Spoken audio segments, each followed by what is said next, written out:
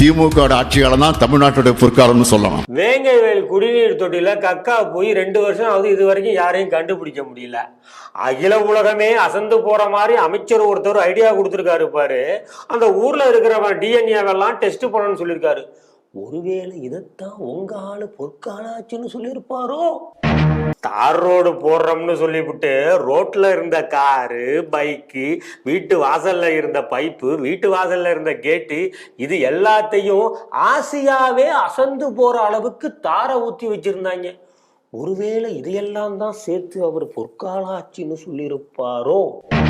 Government ஆபீஸ்ல கக்கூசு கட்டி தரோம்னு சொல்லிவிட்டு பார்ட்டிஷனே இல்லாம கக்கூசு கட்டி இருக்காங்க.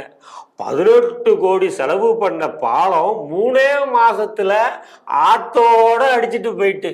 இதெல்லாம் விட கொடுமை என்னன்னா, பள்ளிக்கூடத்து பிள்ளைய படிக்கிற பள்ளிக்கூடத்தோட அங்கன்வாடி மேற்கூரெல்லாம் அடிக்கடி விழுகுதான், உடையுதான். ஒருவேளை இதையெல்லாம் தான் அவரு பொற்கால ஆட்சின்னு சொல்லியிருப்பாரோ?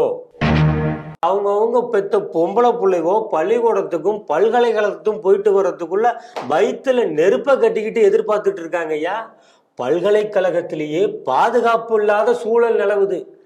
இதையெல்லாம் சேர்த்து வச்சுதான் ஒருவேளை உங்க தலைவர் இது பொற்கால ஆட்சின்னு சொல்லியிருப்பாரோ?